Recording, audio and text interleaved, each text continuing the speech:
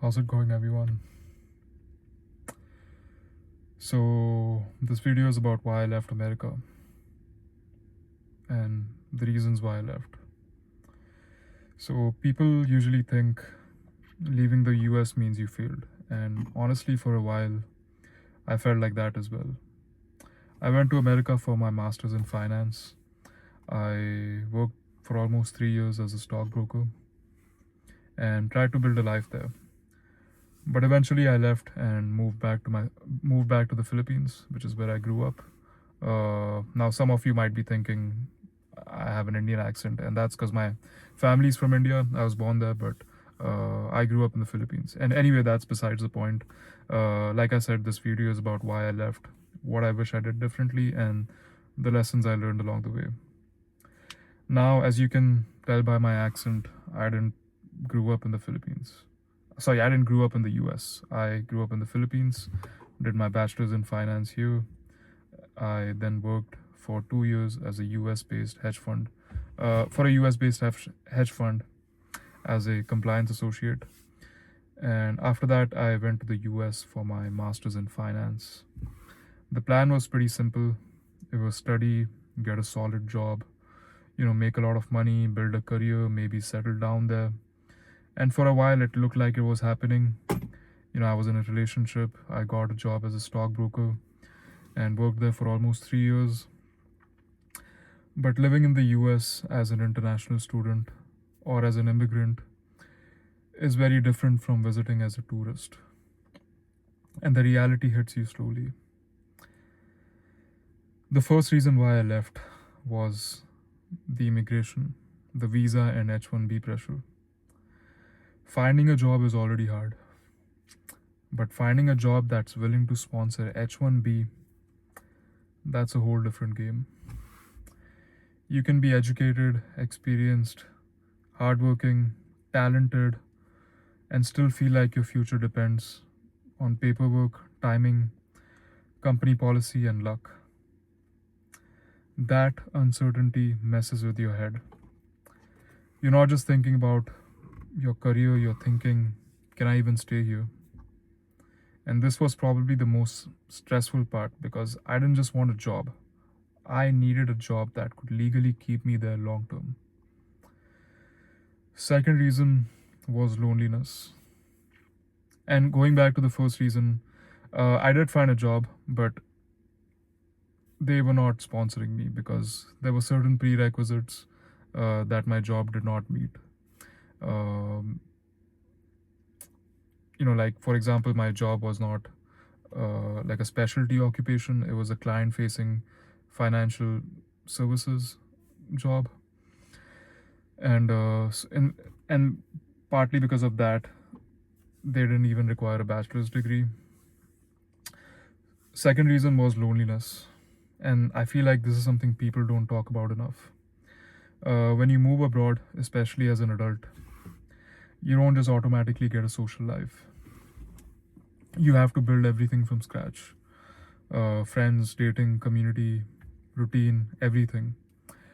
And I had moments where I was doing okay career wise, but emotionally I felt isolated. And looking back, I wish I had made more effort to network, go out, date more intentionally, and build deeper relationships. I did have a pretty strong friend circle when I was studying, but as after graduation, pretty much everyone went our own ways. Everyone went our own separate ways, and we didn't really stay in touch as much. Third reason I would say was the life admin and chores. This might sound small, but chores took up so much of life. Cooking, cleaning, laundry, groceries, errands, appointments, commuting, managing everything alone. It adds up. And when you're working full time and trying to survive mentally, basic life maintenance can just eat up your whole day. And I know people will say that's adulthood. Fair enough. But when you're in a foreign country with no family support nearby, it just hits differently. Fourth reason was healthcare. Healthcare in the US was another big reality check for me. It's expensive as hell, even when you have insurance.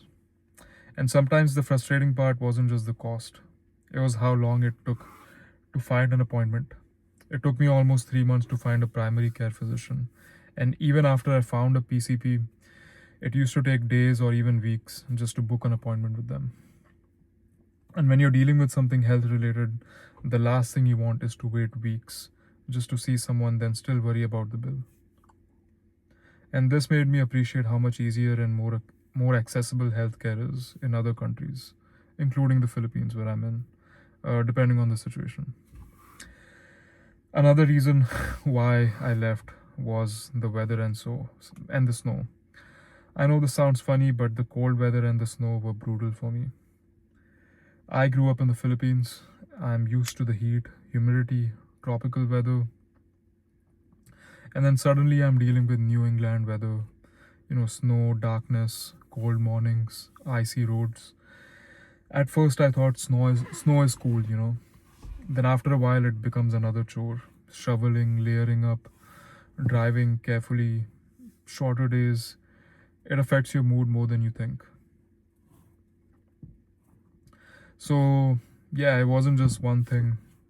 It was the visa stress, loneliness, chores, healthcare, weather, and this constant feeling of trying to survive instead of actually living.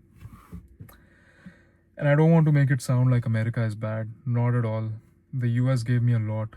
It I got my masters there, my education, I worked there. I learned a lot. I built beautiful relationships.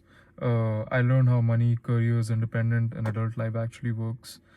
But at some point, I had to ask myself, is this the life I want right now? And the answer was no. Some of the lessons I learned. The first lesson, invest early. As you know, US is one of the hottest financial hubs. One thing I'm really glad I did was contribute to a Roth 401k.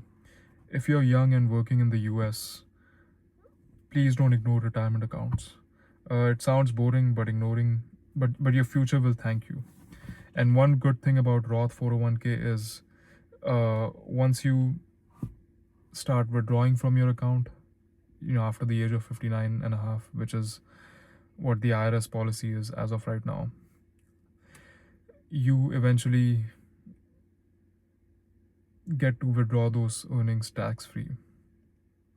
Meaning you don't have to pay taxes on the principal amount and the earnings.